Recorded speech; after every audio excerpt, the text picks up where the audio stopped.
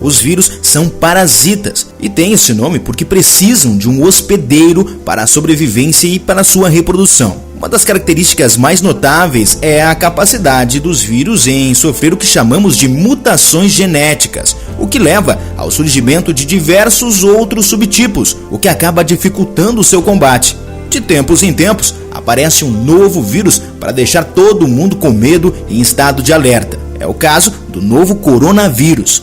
Batizado de Covid-19, esse novo vírus, que tem se espalhado pelo mundo nos últimos meses, é apenas uma das muitas variações conhecidas que existem dentro da família coronavírus. As primeiras vítimas humanas foram isoladas em 1937, mas apenas em 1965 foi descrito como o que chamamos hoje de coronavírus, em função do seu formato observado pelo microscópio, que se parece com uma coroa. É claro que ainda é muito cedo para levantar estatísticas, mas com os dados que a gente já conhece, dá para afirmar que o coronavírus possui uma taxa de mortalidade relativamente baixa, de apenas 3,5% dos casos. Para você entender melhor essa nova epidemia, a gente vai te mostrar uma comparação com os 5 vírus mais mortais do mundo.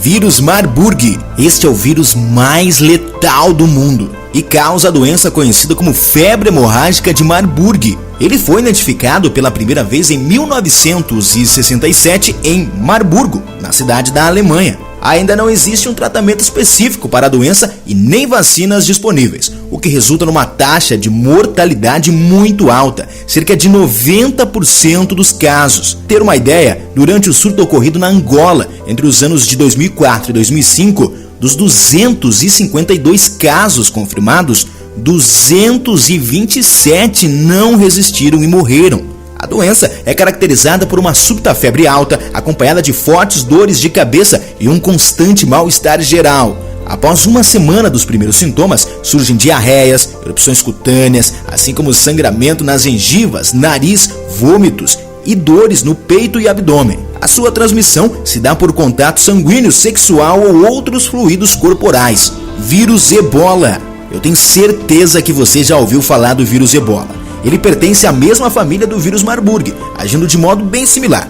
Em ambos os casos, também o hospedeiro natural é o morcego de fruta. O Ebola foi identificado pela primeira vez em 1976 no norte da República Democrática do Congo. Nesse primeiro surto, houveram 318 casos confirmados, dos quais 218 terminaram em morte. A taxa de mortalidade chega a 90%. A doença causada pelo vírus é conhecida como febre hemorrágica Ebola e os sintomas iniciais são febre alta, garganta inflamada, dores de cabeça e dores musculares. Se não bastasse, o paciente que contraiu Ebola ainda sofre com vômitos, diarreia e erupções cutâneas. Depois aparecem as hemorragias graves, desidratação e falência de múltiplos órgãos. Hantavírus. O hantavírus causa uma grave infecção conhecida como hantavirose. Nesse gênero estão agrupados uma grande variedade de vírus que causam febre hemorrágica, síndrome renal e síndrome pulmonar. Os primeiros casos foram diagnosticados em soldados americanos